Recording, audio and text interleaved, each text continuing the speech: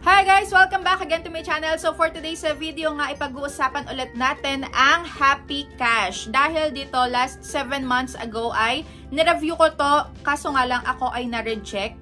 At sabi ko sa inyo ay gagawin ko ulit ng update dahil, ayan, ngayon pa lang ulit ako makakapag-reapply sa kanila. Dahil dito marami nga ang nagsasabi na legit, up to 25,000 pesos ang pwedeng ma-loan at same day matatanggap mo na din yung ilo-loan mo, plus mababa daw ang makakaltas. At legit na hindi 7 days dahil months talaga ang pagbabayad dito. So ayan, samahan nyo ako mag-reapply dito sa Happy Cash at kung kayo ay reject din, so ayan, panoorin nyo yung video na to para malaman nyo kung pagka ba matagal hindi nakapag-reapply ay maa-approbahan kaya agad. So yun, so kaya ayun, share ko din yung ilang feedback ng mga nakapag-try na this year, kung ano yung say nila. At if ever man nga na hindi ka makapagbayad dito is ma-post ka kaya online. So, ayun, malalaman din natin yan. Pero syempre, kung bago ka pa nga lang dito sa aking YouTube channel, ay huwag mo kalimutang mag-subscribe at pindutin mo na din yung notification bell para lagi kang maging updated sa mga next uploads ko. So, ayan, simulan na nga natin. At ito yung mga sinagutan ko dito sa My Happy Cash. O diba, last 7 months ago ako nag-try dito. So ngayon pa lang ulit ako magta-try. So as of now, may 4.7 na ratings. At ito daw ay long term, so low interest rates at fast disbursement. So totoo na kaya? Meron kasi silang Facebook page at ayun, yung maximum terms nga daw is up to 6 months. So ayan, login na tayo at kailangan itong mai-access ang location. So pagka ito ay hindi inallow, hindi mo magagamit ang kanilang app. At ito nga yung mga basic info ng mga sinagutan ko, work info, contact info, hanggang 3 contact references sila at yung identification info. So ito naman yung mga ID na hinahanap nila.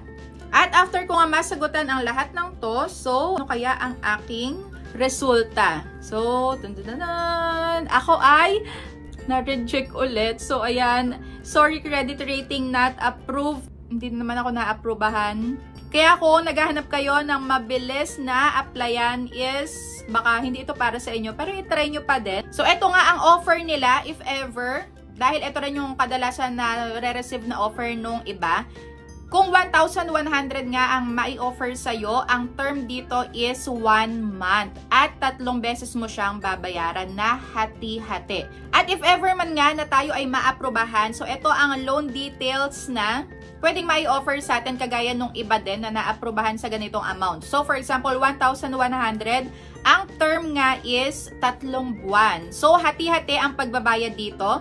For example, ayan, 482 ang pinakababayaran mo sa loob ng 1 buwan. At ang next mo na pagbabayad is sakto 1 buwan ulit at another 1 buwan. So, ganon ang repayment dito, loan details, if ever man nga na tayo ay maaprobahan.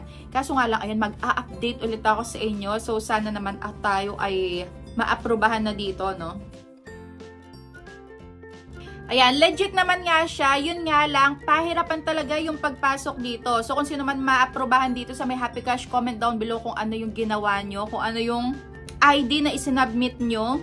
Dahil talagang curious ako dito, so magta-try ako na magta-try dito at i-update ko kayo ulit.